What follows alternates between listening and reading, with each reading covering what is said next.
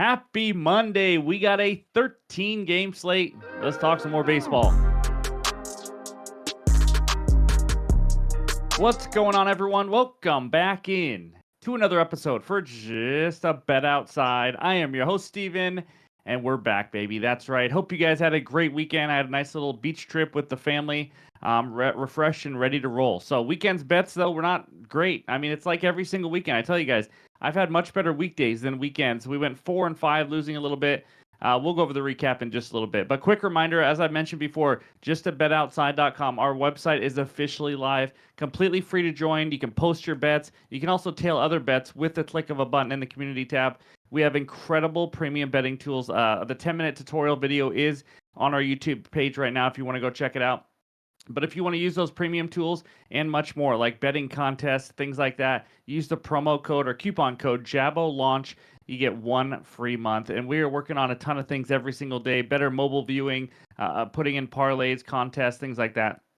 So be sure to join. It's going to be a lot of fun, especially during this upcoming NFL season. But real quick, also, Outlier, speaking of NFL season, they have updated and they have a ton of awesome features for this NFL season. This is the best betting research tool on the market. You guys know it. I use it every single day, and I use it for every sport. So if you guys want to try it out, click the link below. You get a 7-day free trial. So let's get into it. We're going to start the week off with a little dad joke. So here we go. What do you call a nervous javelin thrower? Shakespeare. See, okay. In this video, we're going to recap that weekend, and then we're going to go over the good and bad hitter matchups, the best pitcher strikeout matchups, the entire 13-game pitcher report, and then we'll finish it with the best bets and the recap. So hit that like button if you haven't already. Leave a comment below to help this channel continue to grow. If you're new to the channel, you know what to do. Hit that subscribe button. Come join this awesome community as we're about to fire up some NFL along with MLB for the next month or two at the end of the season. So I'm excited. Great time of the year, but let's get this party started. And that means it's recap time. All right, there it is. An unfortunate 4-5 weekend, down about 1.5 units. Mets money line. This is one of two bets that absolutely crushed our weekend. They lost in extra innings, had the bases loaded, 2 out. I was trying to follow on my phone, and they had, I forgot his name now. Anyways, he pinch ran the inning before, 2 innings before, so he ended up to the plate and just didn't get it done. But Guardians money line had to lead the whole game, and they had to win in extras as well. Under 4.5 in the Baltimore-Chicago in the first 5, easy winner. I think the game ended 1-0. Waka under 17.5 outs, threw an absolute gem and crushed and dominated the Toronto Blue Jays. Bad read there. Now Saturday. This is what hurt us, guys. The 1-2 Saturday, and the one that hurt us the most, that cost us from a losing weekend or a winning weekend to a losing weekend, was the Padres on the money line. 1 unit. They were up 4-0. Then they just could not hold down the Cardinals. And not to mention, they didn't score a run again after the 3rd inning until 2 outs in the 9th. And it was 1 run that meant nothing because they're already down like 4. It was brutal. And then Matthew Boyd over 17.5 outs was our easy win. And speaking of the Padres offense, the A's were also a team that scored some runs to the 3rd inning and then never scored again the entire game. Lost at home to the struggling Diamondbacks. That day was the brutal one. And then Sunday, I went light. 2 half-unit plays here. Arias and Andrew Vaughn, 1+ hit each. Got the job done. Super easy. Easy cash there. And then Yankees money line. They are struggling. I'm going to say that. They just got swept by the Marlins. I thought they'd come out ready to roll, fired up. Their offense sucked. Luis Hill was not good. Didn't have good command. And they sure enough got swept by Miami. And they are on their way to trying to miss the playoffs now. It is absolutely crazy how quick things can change in the MLB. But either way, 4-5 down about 1.5 units on the weekend. Now down 8.64. Let's have another great week like we did last week and the week before. So that's what we got for the recap. Now let's talk the hitter matchups. All right, we got a ton of good hitter matchups for you today. This is just page 1. We start out with a couple Yankees with Stanton and Bellinger, who have been pretty good against Patrick Corbin, as has a lot of hitters. And then we go down the list. You're going to see on this page, I think there's a total of 4 Milwaukee Brewers, including William Contreras down there, 9 for 16. Yelich over there, 8 for 16. And then we got Joey Ortiz, who doesn't really hit anybody, 4 for 10. And then Sal Frelick, 6 for 9, all off Eric Fetty, so not too bad there. But we got another Yankee over there on the right side, Paul Goldschmidt, 4 for 12. And then we also got Nico Horner, 5 for 15. Christian Walker, 5 for 11. And Tommy Pham, actually been swinging it pretty decent lately. He is also 6 for 9 with 3 extra base hits off of Verlander as well. So that's what we got. As you can see also real quick on the left side, you'll see a couple Padres. Cronenworth and Arias have both hit Brandon Pfaadt pretty dang good. So That's what we got for the good hitter matchups. Page 1. Now let's check out page 2. And we got Bryce Terang. How about a fifth Milwaukee Brewer off of Eric Fetty? And then Bobby Witt, 3 for 8. Diaz, Adames, and Miguel Rojas finish us off. So that's what we got for the good ones. Now let's take a look at the bad hitter matchups. Nothing huge here. Teoscar Hernandez, 4 for 21. 7 Ks against Sonny Gray, who is struggling a little bit right now. Then you go over there on the right side, and you actually have 2 Padres struggling. So 5 good ones, 2 bad ones, but these aren't that terrible. I mean, Xander Bogaerts, 2 for 12, nothing crazy, 5 Ks. Jackson Merrill, 2 for 11, only 1 strikeout, so nothing too huge there. And then Brandon Lowe, as you see for the Rays, he is 0 for 12 with 5 Ks off Kikuchi. So that's what we got for all the hitter matchups. Now let's talk some Ks. All right, we only got 1 good pitcher strikeout matchup, but we'll talk some other matchups after that. But Sonny Gray at the Dodgers. This is a tough one to put up here because Sonny Gray has not been great lately. But Dodgers' 3rd highest K rate versus righties last 3 weeks, only almost 28%. I mean, it has not been pretty for them. Gray, 133 Ks and 121.1 innings. Now, like I said, he struggled in his last 3 starts big time. But in those, he still had 15 Ks and 13.1 innings. I think it was 5, 5, and 5 Ks for him. So still getting some swing and miss. Obviously, 5 is nothing crazy, but he also didn't last super long in those games because he didn't pitch well. Slightly higher K rate on the road, 27.5%, and then higher K rate versus lefties, 28% compared to 24.6 versus righties. Now we have a bunch of some other or at least a handful of starting pitchers that have high strikeout rates but not great matchups, and here they are. Jesus Luzardo against the Orioles. Orioles 19th highest K rate versus lefties last 3 weeks. Sean Manaea, Guardians 18th highest K rate versus lefties. Eric Lauer against the Rockies. This is shocking to me, but the Rockies 8th lowest K rate versus lefties in the last 3 weeks, only 19.8%. And then we end it with the opponent of Sonny Gray, Tyler Glasnow versus the Cardinals. Cards have the 6th lowest K rate versus righties in the last 3 weeks as well. So that's why they're not listed up there. But just want to give you these matchups. Doesn't mean they can't go over or anything like that. So that's what we got for the best pitcher strikeout matchups. Now let's take a look at the pitcher report. All right, here are the first 7 matchups of the day, and we start out with Mr. Justin Verlander against Johan Oviedo. So Verlander, he's looked better lately. 7 hits allowed with 1 earned run in the last 10 innings with 10 strikeouts as well. So he has been improving. Oviedo, if you don't know him, he has not pitched in 2023. He had 10 strikeouts on 63 pitches in his last rehab start, but that was in Double-A. They have him listed. Again, check. Maybe he's not really listed. He's going to make one more AAA start, but I did see him somewhere, so just want to put him up here. Then Simeon Woods Richardson versus Casey Mize.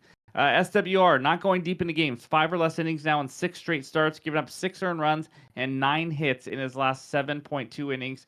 That's over 2 starts. And then Casey Mize, I'm going to be honest, if you watch him pitch, he had a great start to the year. He's looking gas lately. His last 3 starts, giving up 19 hits and 11 earned runs in 8.2 innings. That's right, 19 hits in his last 8.2 innings. He only pitched 59, or he only went 59 pitches in his last start. Then Alexander versus Alcantara.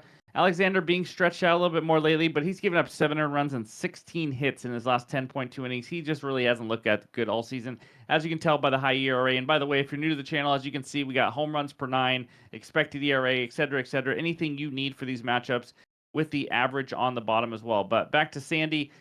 Don't look now, but Sandy Beach has now gone 12 consecutive scoreless innings. Never in my wildest dreams would I thought I've said that this year. It was against the Padres and the Cardinals. And then the lefty, Kate Povich versus the lefty, Jesus Luzardo. Povich has not pitched since June 15th, where he gave up 5 but he has given up 5 earned runs in 3 of his last 7. Rookie, I believe, here for Baltimore. He's been inconsistent. He's had a couple good starts, but still struggling. And then Luzardo continues his up and down season. He either dominates or gets crushed. And we thought he would get hit last time, or I did, against the White Sox. He had a 2-hit shutout against them. So maybe he's due to get crushed now. But Bailey Falter of the Royals going up against Brian Bayo. That's right, Falter making his first start for the Royals, coming off back-to-back good starts, giving up 2 earned runs in 12 innings with just 6 hits allowed. And then Bayo continues to limit runs and give up about 5 to 6 hits per start, giving up 3 or less earned runs now in 18 of 19 starts this season.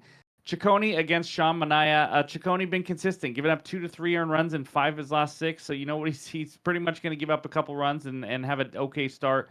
He did have 1 bad start versus the A's mixed in, but the crazy thing about Slade is he's struggling with his swing and miss stuff lately. He has 7 strikeouts in his last 21.1 innings.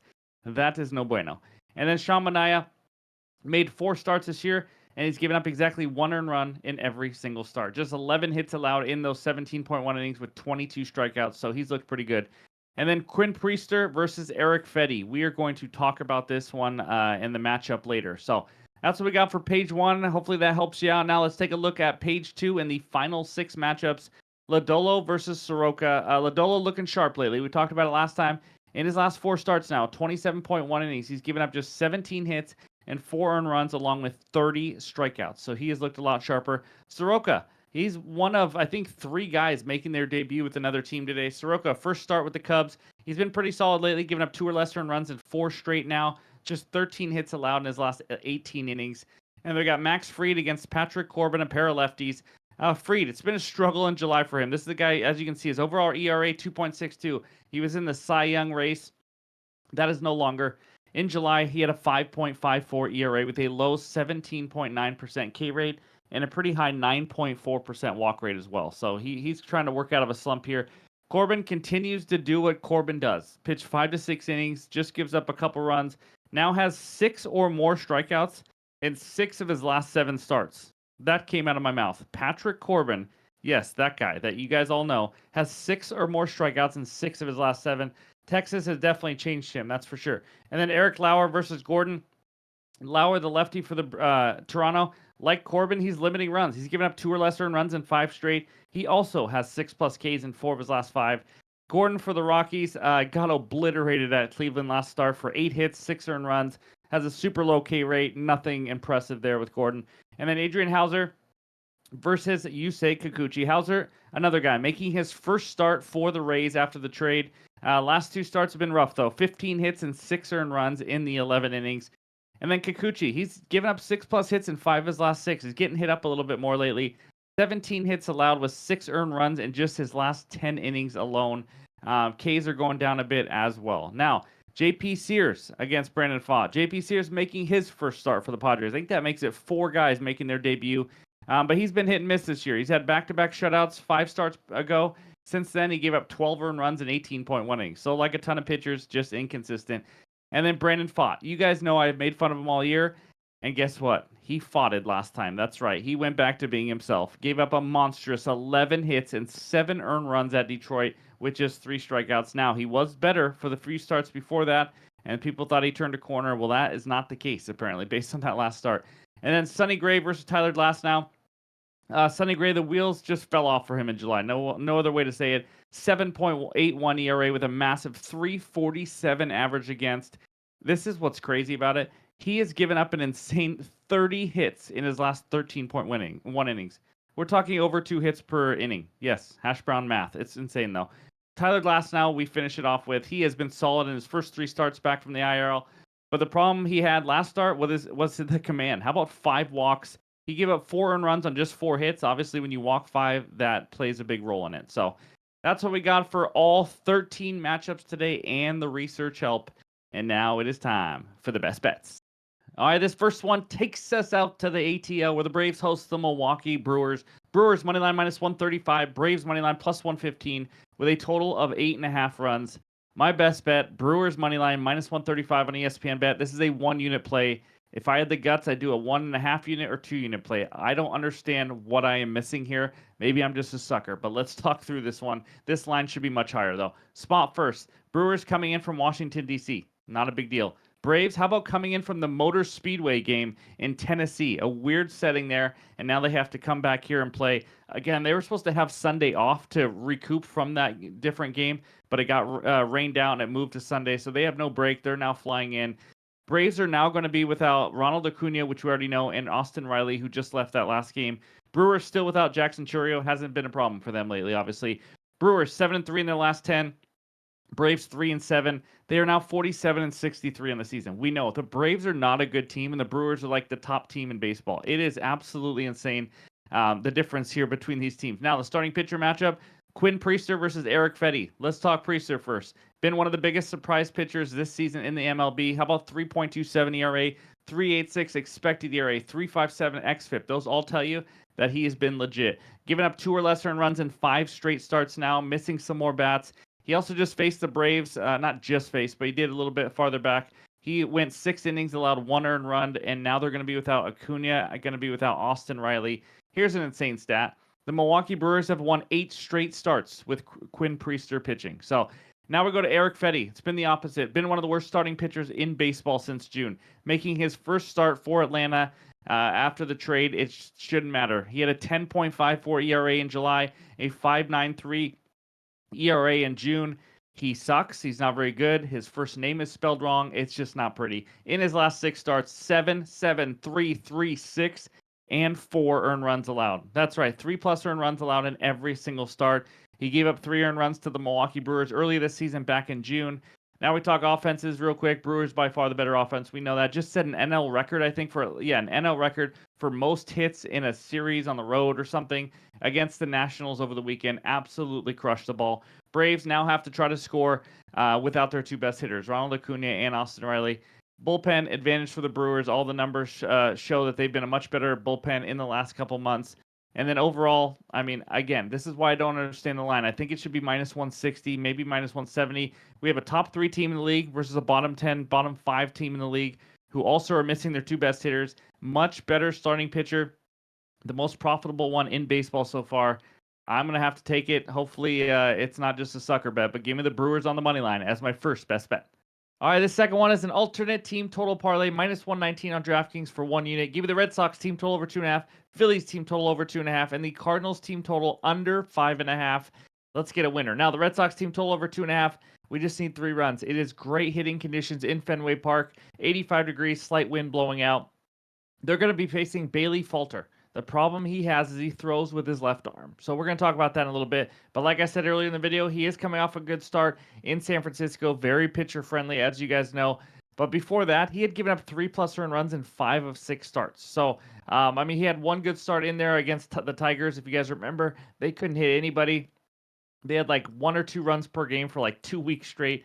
But Bailey Falter does not miss many bats. His command is a little spotty. Walked 4 guys last game.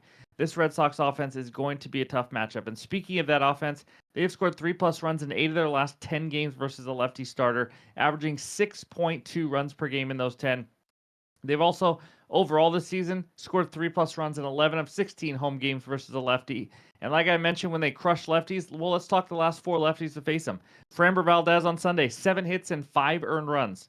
Valdez did not usually do that. Colton Gordon, 7 hits, 6 earned runs allowed. Kershaw, 6 hits, 4 earned runs. Jesus Luzardo, 6 earned runs on just 2 hits because he walked 5. Red Sox can draw walks. They can get some hits. They're just swinging it well right now with great hitting conditions, facing Falter. I expect them to get to 3+ runs pretty easily here. Now, the second one, Phillies team total over 2.5. Weather, 86 degrees, slight wind blowing out, and they are facing the lefty Cade Povich. He's a backup pitching because he hasn't pitched since June, like I mentioned earlier. 5.15 ERA for a reason. He's given up 74 hits in 64.2 innings. Command is hit and miss. He's given up 2+ runs in 9 of 12. So, I mean, they should be right at 2 or 3 at least going up against this guy. He also struggles more versus righties. Now, this Phillies offense, it's much better at home. As we've talked about before, they've scored 3+ runs in 8 of the last 10 home games, 3+ runs in 8 of the last 10 home games against a lefty. And overall this season versus the lefty, they've scored 3+ runs in 23 of 31 games. I think Trey Turner and some of these righties are going to be able to get to him. Povich also has given up some power to lefties, 500 slugging. We know Schwarber, Harper can get to those, can have some power and get to him if I could talk. Phillies have scored 3+ runs in 45 of 55 home games this year. This team just hits so much better at the bank. I like him to score 3+ runs again. And the third one, an under. How about the Cards team total under 5.5? They're facing Tyler Glass now. He's looked excellent so far, except his last start. I get it. But you know what? I'm not too worried. He wasn't getting hit around everywhere. He lost his command. He hasn't been losing his command since he came back. He walked 5 guys. I don't expect that to happen at all. When he throws strikes, he's proven he is incredibly tough to hit. Because in the 3 starts prior, when he got lifted off the IL, gave up just a total of 9 hits and 2 earned runs in 18 innings with 23 strikeouts. Just absolutely dominant. The Cardinals offense, we know, is just not a good offense right now. Scored 5 or less runs in 7 of the last 10 games. They've been worse on the road. They're under this line in 9 of the last 10 road games versus a righty starter. And obviously, Glasnow is one of the best righty starter. Not just that, they're averaging 2.6 runs per game in those 10. And in fact, they've scored 4 less runs in 9 of those 10 as well. I expect Glasnow to go 6 to 7 innings here. You know he's going to be hungry to bounce back after that last start. So I like the Cards to stay under 5.5. So give me the Red Sox and Phillies team total each over 2.5. Cards under 5.5. That is my second best bet. All right, this third one takes us out to Texas, where the Rangers host the New York Yankees. Yanks on the money line minus 154. Rangers money line plus 130 with a total of 8 runs. It's the underdog play of the day. I don't understand this line. Give me the Rangers money line plus 130 on FanDuel. This could be a half unit play for me here. I bet the Yanks on Sunday, and watching that, I realized they are playing with zero urgency or talent right now. They're just struggling. They're just trying to hold on to a playoff spot. I'm fading them here. We get nice plus money with the Rangers. So let's talk the Rangers. Coming off a hard-fought series against my Seattle Mariners, where they lost 3 of 4. But before that, they were 9-3 since the All-Star break. So they had been playing well. The Mariners are just on a roll right now. I'm just going to say it. They're just legit. Anyways, starting pitcher matchup, Max Fried versus Patrick Corbin. You say that out loud and you think, my goodness, the Yankees are going to smash them. That's not the case, guys. Fried has been much worse. Like I said earlier, in the month of July, we're not just going over a start. In the month of July, Fried 5.54 ERA with a 17.9% K rate. Corbin, in July, 2.3 ERA with a 25% K rate. It's not even close. Who's been the better pitcher for the last month or so? Fried just not missing when he bats. Corbin, like I just mentioned, how good he's been. K rate jumping up, limiting some hard contact and some runs. He's also been solid versus lefties. 221 average against, low xFIP, 389 slugging. Should help against Jazz, Bellinger, Jason Dominguez, guys like that. Some Yankees hitters you saw earlier in this video have had some success off him, but a lot of that was when he was the worst starting pitcher in the league for the Washington Nationals. I think he holds this Yankees offense to a run or two here, like he's been doing all season long. Now, these offenses, like we talked about, the Yankees, very inconsistent. After a blow-up game on Friday in Game 1 in Miami, they scored 3 total runs the next 2 games. Yankees have the second lowest WRC plus versus lefties since the All-Star break. A smaller sample size, just over 100 plate appearances, but still not been hitting well. Obviously, no Aaron Judge does not help that. Rangers been much better since the All-Star break. They scored 13 runs in Seattle the last 3. They've been around average for WRC plus versus lefties as well the last few weeks. Again, 13 runs the last 3 games in Seattle. That's not an easy place to hit as well. And then bullpen. Yanks bullpen is much improved, but we haven't seen much of it yet. They struggled mightily in Game 1. But you know what? It might not even matter if Max Fried keeps pitching the way he is right now. They might not have a lead in the late innings. But Rangers bullpen has been much improved over the last month or so. I like what I've seen from them, even with a couple shaky end of games here in Seattle. But overall, this is a play on the plus 130 number. This number is just way too high for me here.